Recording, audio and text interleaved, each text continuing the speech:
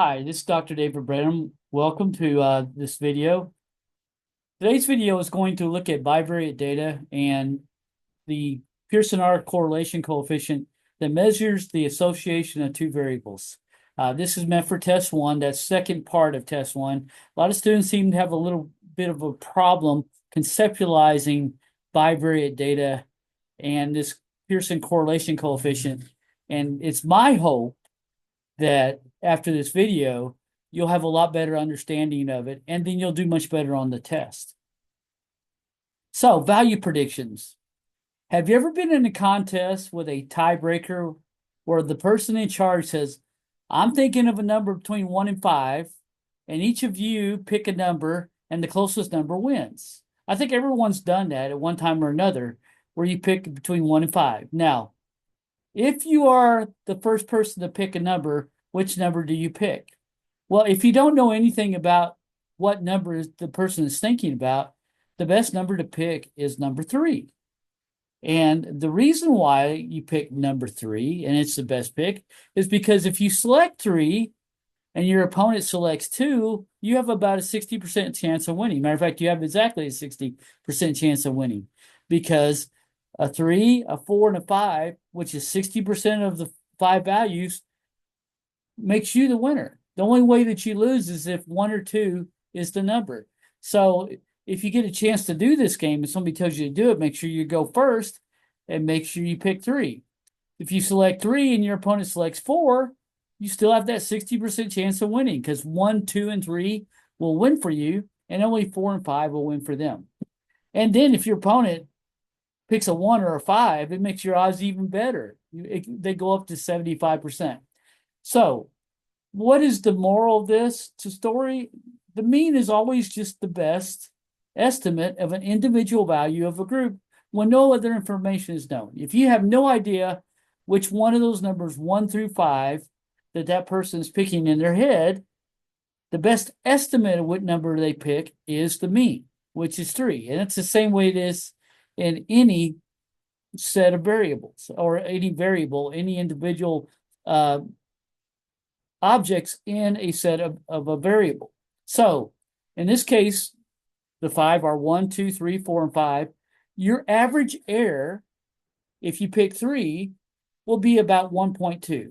Okay, because 1 and 5 would make you 2 off, 2 and 4 will make you 1 off, and then if that 3 is there, then you're not off at all. On average, that's only 1.2. If you were to select 2 or 4, then your average error goes up from 1.2 to 1.4. And if you were to select 1 or 5, then your error goes all the way up to 2 on average.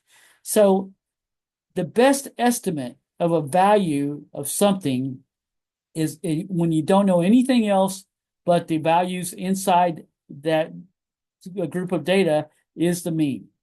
So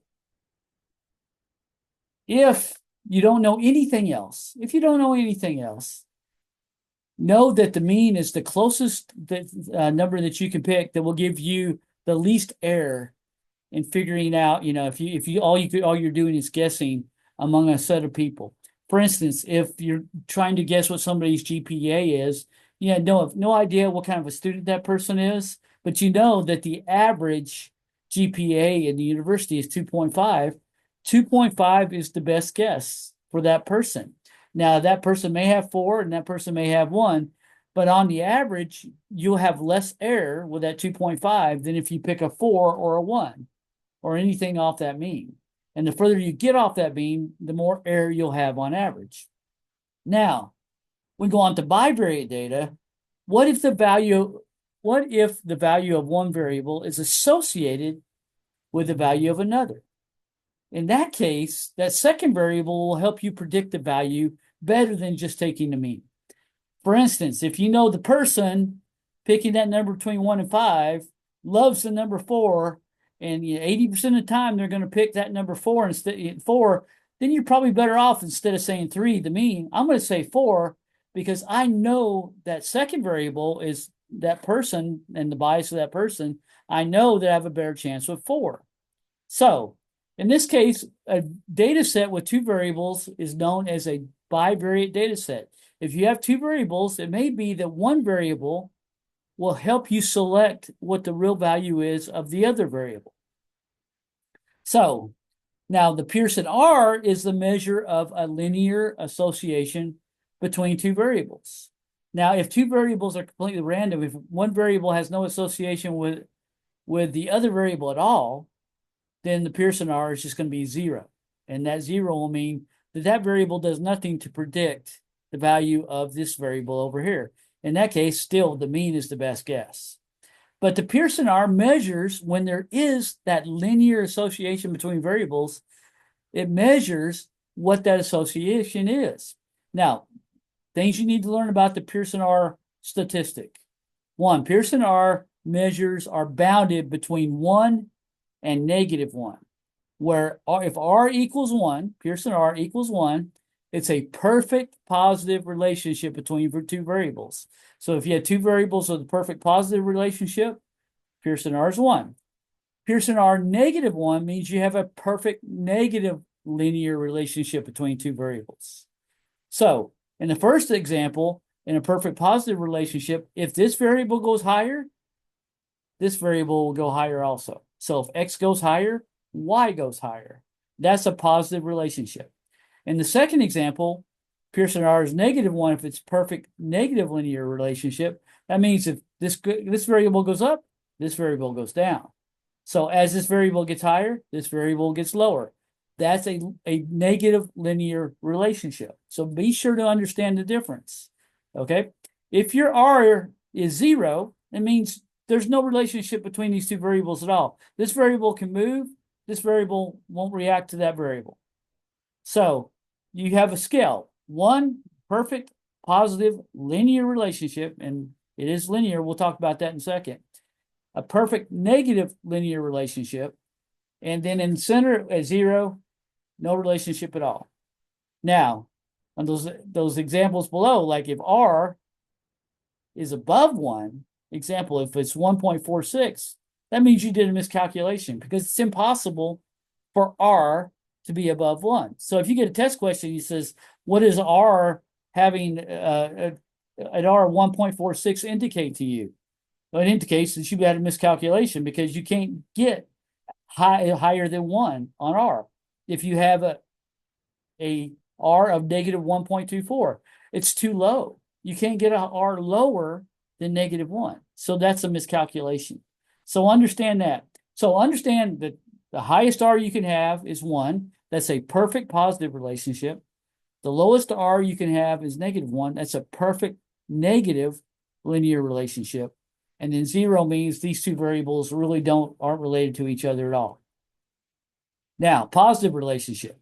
A positive association refers to two variables that are related so that an increase in one variable will be associated with an increase in another. So in this case, a Pearson R in this group will be above 0, which means that as this variable goes up, this variable also goes up. Now, how perfectly linear that is will determine how high R is. But we know that if this goes up, the other one goes up, we're going to have an R above 0. So it's going to be somewhere between 0 and 1. And it's going to be positive. And that's a positive relationship. So if your variable goes up and this variable goes up, as this variable goes up, you're going to have a positive relationship. And your R will be positive. Example here of a perfect positive linear relationship. See, X over here is 1. When X is 1, Y is 1. And when X is 2, Y is 2. Now, see that it's linear. As X goes up 1, Y goes up 1. Every single time. If X goes up 1, Y goes up 1. If X goes up 1, Y goes up 1. It's perfect and it's linear. So that means that as a step goes in X, the same level of step goes in Y. Now, it doesn't have to be exactly the same like it is here. For instance, you might have another perfect positive relationship like this. This is an R equals 1, 2, where every time X goes up 1, Y goes up 6. Every time. X goes up from 2 to 3, Y goes from 12 to 18. X goes from 3 to 4, Y goes from 18 to 24. Every time it goes up 6. That's a perfect positive relationship. And that's when your R will be 1. It can't get any more perfect than that. So you won't have a higher R than 1. If you have a high R of 1, you know it's a perfect positive relationship. And so you know what the value of 6, if x equals 6, and this relationship continues, what will be the value of y? It'll be 36. It'll go up 6. If x equals 7, y will be 42. It goes up 6 every time. That's that perfect linear relationship. Now, I have an example of a perfect negative linear relationship. Here, as x goes down 1, y goes up 1. So x is 5, y is 1. X goes down to 4, y goes up to 2. X goes down to 3, y goes up to 3. It's a negative relationship. As x goes up, y goes down, and as x goes down, y goes up. In this case, it's a perfect negative relationship. So it's a -1 Pearson correlation. So another example of a perfect negative linear relationship here. As every time x goes down 1, y goes up 3. So x is 5, goes down to 4, y goes from 3 to 6. X goes from 4 to 3, y goes from 6 to 9. It goes up. Every time x goes down 1, y goes up 3. It's a perfect linear relationship. Now, if it was scattered, where it would go up 4, then 2, then 1, then 6, then it wouldn't be a perfect linear relationship, but it would be a negative relationship. So in this case, R is a perfect -1 because though we have that perfect linear relationship. Okay, here's an example of a nonlinear relationship. We've been talking about linear relationships, but in this case, x times x equals y, or x squared equals y. So if that makes it where it's really actually not a linear relationship, because as x goes from 0 to 1, y goes from 0 to 1. But when x goes from 1 to 2, y jumps up 3, from 1 to 4. And then if x goes from 2 to 3, y jumps up 5, from 4 to 9. And then y goes up 7 when we go to 4, from 9 to 16.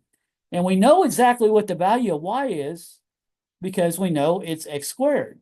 So if x equals 7, we know x 7 squared equals 49. The value will be 49. So why isn't that R 1? It's a 0.96. Really strong correlation, almost perfectly linear, but not. The reason why is because it's not linear. It's basically a curvilinear relationship. We can predict it perfectly because we know that y equals x squared, but that's not a linear function. A linear function will be as x goes up a certain amount, y will go up a certain amount each time, and it will be consistent. So in this case, it says R equals 0.96. So we have a positive relationship where R equals 0.96 because it's not perfectly linear. So more examples. Here's a negative nonlinear relationship. And in this case, we're going to tell you what the variables are. See, the variable on the right, on the left over here is horsepower, and the variable on the bottom is miles per gallon. So we know as the more horsepower you have, the less miles per gallon you have. It's a negative linear or negative relationship. It's not linear. You can see here that even though it's clearly negative, the more horsepower you have, the less miles per gallon you have. And then if you get the low horsepower over here, then you're going to get up to 40 and close to 50 miles per gallon. If you get, if your horsepower is up around 200, then you're only going to get 10 to 15 miles a gallon. And it's a relationship, but it's not linear. You can see it's not a straight line across. You can see that in that horsepower, when that horsepower goes up, those miles per gallon just stay down as a result. And then it kind of curves along. So it's a nonlinear relationship. So the R in this case is negative 0.77. It's not perfect. Okay, if it was perfect, those dots would be in a straight line, a perfectly straight line. It's not. So we have here a negative nonlinear relationship. The Pearson R is negative 0.77, which means it's a relationship that is powerful between the two variables in that as one variable goes down, the other one goes up. It helps you predict very well, but it's not perfect. It's not linear either. So the correlation coefficient, the R, measures the level of association between the two variables. And it's a level of linear association. So that if it's not linear, if the relationship is clearly there, but it's not linear, that R will not be a perfect one or a perfect negative one. Okay, the highest possible R is 1, the lowest possible R is -1, and an R of 0 means there's no association between the two variables. So last thing I want to go over, does the Pearson R, it doesn't really measure, let me start that over again. Pearson R does not measure the strength of a relationship between two variables. You say, what? If it's perfectly linear, and if I can predict it perfectly if off of X, if I know what X is and I can predict Y perfectly, why isn't that a strong relationship? Because R isn't measuring the strength of a relationship, it's measuring the fit. It's measuring how well a relationship fits. Now look over here on the left, you have a low strength relationship where X, every time X goes up 100, Y goes up what? 1 each time. So if X goes from 200 to 300, Y goes from 202 to 203. Just one step. And if X goes from 300 to 400, Y goes from 203 to 204. Just one step. That is not a strong relationship. It's a perfect linear relationship. But X is not having a strong effect or a powerful effect on Y. The effect on Y that X has is very minimal. It's perfectly there. It's perfectly linear, and we can predict it exactly. But we know that strength of that change in Y off a big change in X is very small. So in this case, the Pearson R measures that 1.0, saying that relationship is perfectly linear, and you can predict Y with X. Yes, you can predict it perfectly, but that is not a strong relationship. Then you have the one on the right, a high strength relationship. On this one, you can see that X goes up 100 and there's powerful changes in Y. They're not perfect though. You don't have this perfectly linear relationship. First, if X goes from 100 to 200, Y goes from 150 to 950, 800. And then from 200 to 300, Y only goes up 100 more. And then from 300 to 400, it's all of a sudden 650 more. So that's a very scattered relationship between X and Y, but it's very powerful. As X goes up, Y goes up very strongly. It's a very high strength relationship, but it's not a perfectly linear relationship. So that R is 0.98. It's actually a lower R than the one on the left. So it's good to remember, here, a low strength relationship. The movement of 100 by X on the low strength only moves Y by 1. So that's not a strong relationship. It's perfectly predictable, but it's not strong. The high strength relationship, you have a jump of an average of 570 when the X goes up 100. That's really strong changes. Although those changes are sporadic. They don't always go up as much or sometimes they go up a whole lot, sometimes nearly 1,000. So it's a very strong relationship, but you can't predict it as well as you can predict that first relationship because that Y reaction to X is kind of scattered all over the place. Clearly it's positive. As X goes up, clearly Y is going up, but it's very difficult to say exactly what Y will be with each jump of X. That's a high strength relationship that does not have as high an R. So I want to thank you for looking at the video. Appreciate it. I'm hoping that this helps you on the test. When you see a positive relationship, you'll know that it's positive. I'm hoping you'll see that if it's not a perfectly linear relationship, we know that R is not going to be 1 unless it's perfectly linear, and you can predict Y off of X each time. You know the difference between negative relationships where X goes up, Y goes down, and vice versa. That's a negative relationship. As X goes down, Y goes up. With a positive relationship, as X goes up, Y goes up. So we know that. And we also know 0, an R of 0 means there's no relationship between two variables at all. Last thing you should know is that It's bounded. R is bounded. Can be -1 at the lowest and 1 at the highest. Anything higher than 1 or lower than -1 means you've had a miscalculation somewhere. So if somebody tells you that their R is 1.52, I'm sorry, you need to recalculate that. Thank you for watching the video. I hope this helps you on the test. Have a great day.